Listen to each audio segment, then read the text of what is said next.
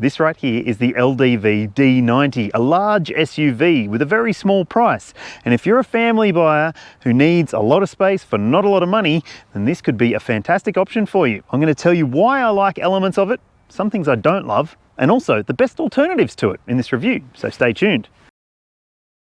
G'day, I'm Matt. This channel is called The Right Car, and if you are enjoying these reviews, please do subscribe if you haven't already. And if you want to support this channel, you can also buy some merch. There's a link in the description below where you can buy a hat, a t-shirt, jumper, whatever you want to buy, except for this jacket, because this is mine.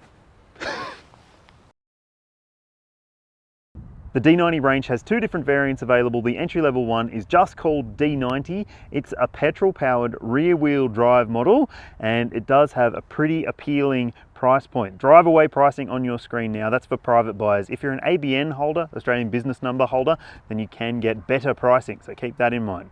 That entry-level model is a little bit basic on the inside compared to the high-spec version.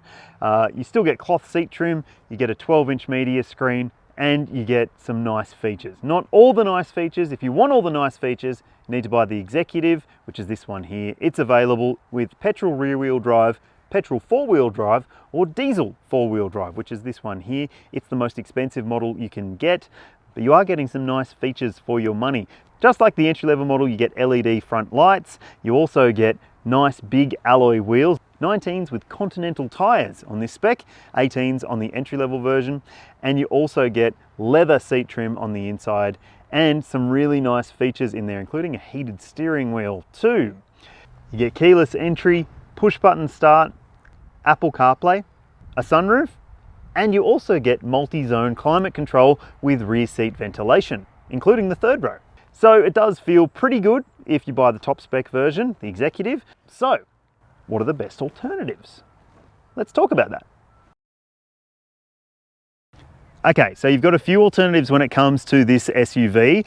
The first one I'll recommend is the SsangYong Rexton. You can hit the link up there and check out my review of that vehicle. I think it's a pretty compelling option because it has some luxury elements, feels a little bit more luxury inside than this high-spec version of the D90, and it also drives pretty nicely as well. It's got some good features, lots of safety tech, and a long warranty, which could make it the right vehicle for you.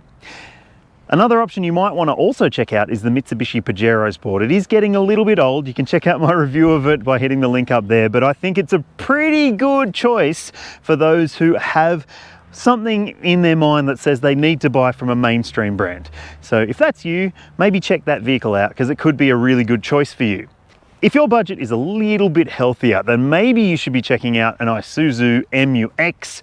I reckon it's a really sturdy feeling vehicle, has plenty of practicality, and look, the entry-level versions aren't that special feeling, but they do have plenty of really nice features and good safety technology, long warranty, so they stack up pretty nicely. But tell me which one you would buy, or would you choose something completely different? Let me know in the comments section. This is a very big vehicle, people. Look, it's more than 5 meters long, it's almost 2 meters wide, and bloody close to 2 meters tall. Like, I'm 182 centimeters, and it's a fair bit taller than me. So it isn't small, and if you have a small parking space, just keep that in mind, because it's not gonna be the easiest thing to fit. It is pretty easy to park. I'll tell you more about that soon though. It's got a long wheelbase. It's also built on the underpinnings of the LDV T60 Ute. So it does have some ruggedness to it as well. All right, let's check out what the boot's like, because it is a big rig. Let's see if it's any good. This spec comes with an electric tailgate. It's a little bit slow, but it's not too bad. And when you are talking about boot space, there is a fair amount back here. The good thing about this vehicle is that you can adjust the amount of space that the seat backs take up. So you can adjust things and make just a little bit more room for yourself. Obviously, it is a pretty decent amount of space. You could fit a pram, a small pram maybe, or some school bags or shopping bags or something like that. So that's nice to see. Underneath here, you've also got a parcel cover. So if you are using it as a 5-seater, you can put that in. Your jack's under there. You've got a spare tire underneath the body of the car as well. If you fold these seats down, you do end up with a pretty big boot space with 5 seats in play still. And you've also got these handy little levers here, so you can adjust those second row seats by just pulling these levers and it'll fold those seats down. So that's good to see. They aren't the greatest feeling levers, but at least they're there. You've got a 12-volt port back here as well and a little light. So it's pretty well sorted when it comes to the boot space. Let's take a look inside. Let's talk about the driving position first and foremost. Thankfully, unlike the T60 Ute, the D90 does have rake and reach adjustment for the steering. So if you're a bigger person, you can get into a more comfortable position more easily. I'll show you what the space behind my driving position is like in a sec, but it is pretty good. You've got this digital instrument display in this top spec version. It does look pretty crisp and clean and colorful. You've also got this big 12-inch screen, which is standard across all the grades. It comes with wired Apple CarPlay as well. And it does have, well, some elements of it that are easy to interact with and some things that aren't.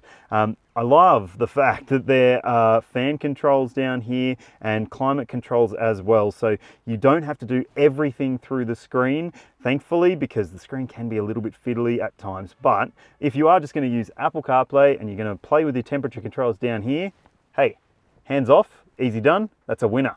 Now, when it comes to the storage on offer up front here, you've got bottle holders in the doors as you'd expect. There's a little storage tray in front of the gear selector here. You've got a twin opening section in between the seats, which is nice to see. And you've also got a pair of cup holders too. So it does have those elements covered. Seat comfort's pretty good too. They're a bit firm and flat, but I reckon they've got enough comfort and bolster to keep you in your place pretty well. I also like the fact that you've got these little grab handles here for if you do venture off-road, then that's nice to see. Now, speaking of that, you do have a few different buttons down here that you can play with. You've got a different drive mode selector for off-roading. So you've got snow, mud, sand, rock, and sport. I don't know what sport four-wheel driving is, but I'd like to try it. There's also an auto mode if you just want to leave it to its own devices. This car is four-wheel drive, so it can choose between what it needs to do in that situation. There's also hill descent. You've got a lane departure warning button, so you can turn that off, which is very nice to see. The gear selector's a bit fiddly at times, I find, but you do get used to it. And I reckon, all in all, hey, it feels pretty good for the money that's being asked here. I'm not so sold on the carbon fiber look trim on the interior, but hey, at least it's better than piano black. Let's check out the second row space. Second row space in the LDV D90 is excellent. There's heaps of room back here.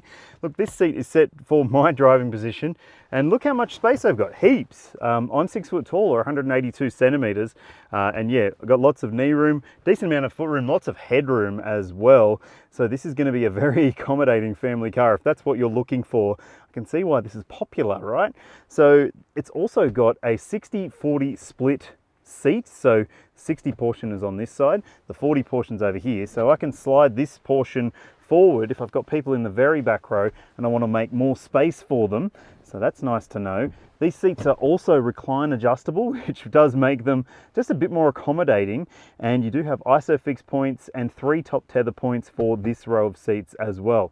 So it is going to suit family buyers. I reckon it's a really, really good option for those who need a big vehicle with a big amount of space. It's also got big amenities in this top spec version. You get climate control for the back, so this whole area is its own climate zone. You've got a fan control down here, and you've also got pockets on the seat backs, bottle holders in the doors, and a flip down armrest here with some cup holders in there as well.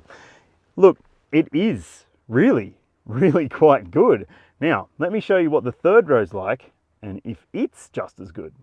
Just take note that if you do need to access the third row, you have to do it from this side, and that doesn't make it as easy, but that folds up nicely and you can slide that forward to offer yourself quite a bit of room to get through into the back row.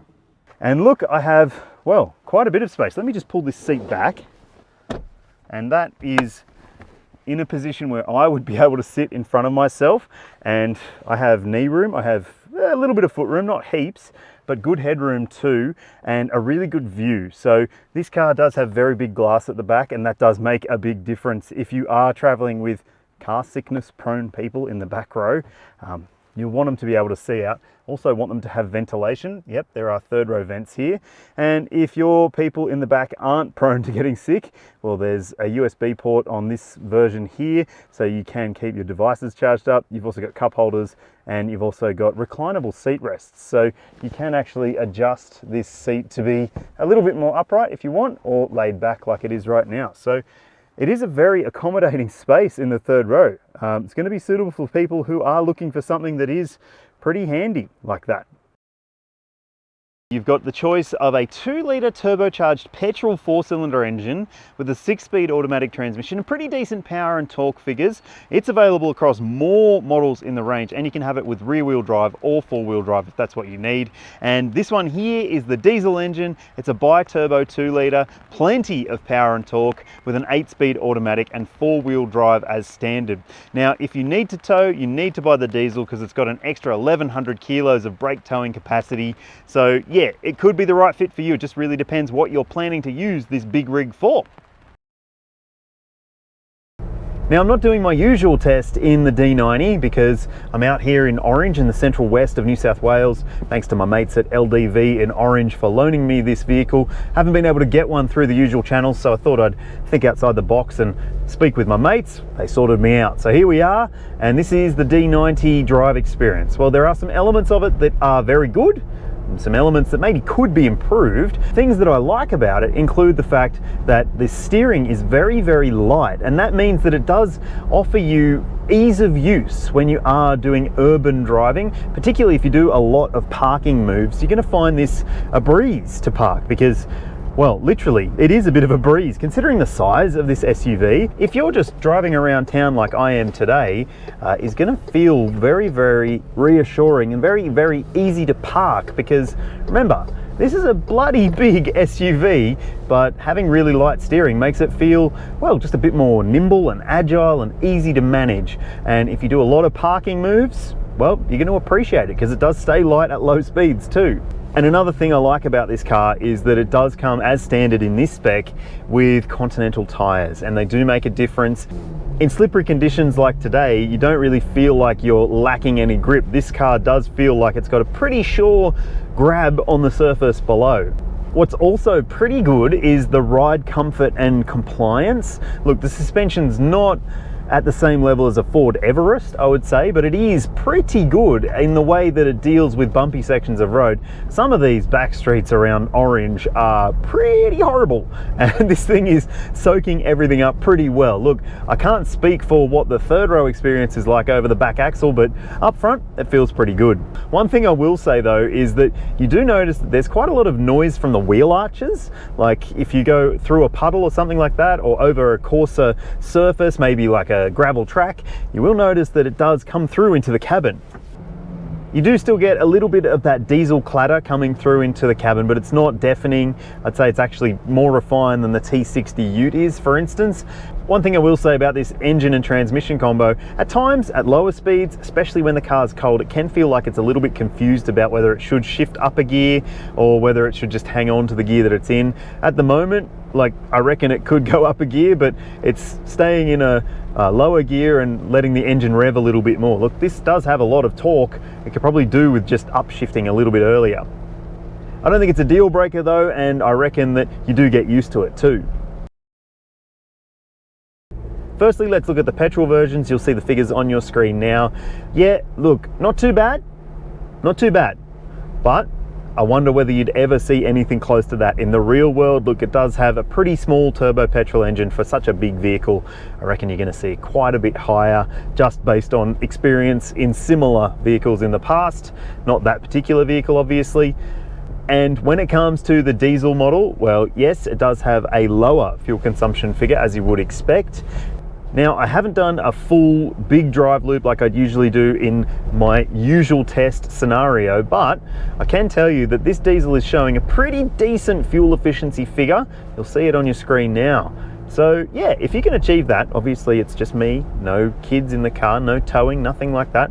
If you can achieve that number with other stuff involved, you're going to be pretty happy with this. The LDV D90 achieved the maximum 5-star ANCAP safety rating back in 2017. That rating is still valid, although it is a bit old, and it does have a bunch of standard safety tech across the range, so that's good to see, like autonomous emergency braking. There's lane departure warning, a lane keeping system, blind spot monitoring, rear cross traffic alert, and a reversing camera with front and rear parking sensors. Sad to see that there is no surround view camera, so there is room for improvement there.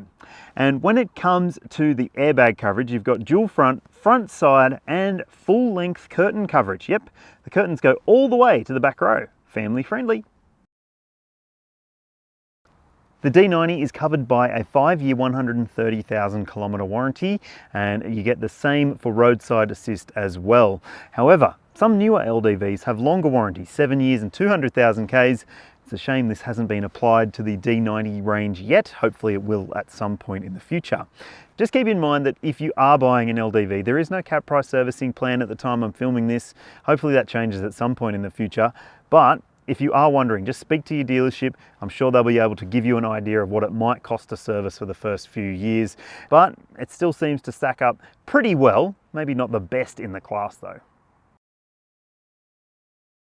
I reckon the LDV D90 is a pretty compelling value for money family SUV. It offers so much space on the inside. And look, there are some elements that aren't as good as they could be, but I can totally see why you'd choose this over some of those rivals I've already mentioned. Let me know what you think in the comments section below. Would you choose it?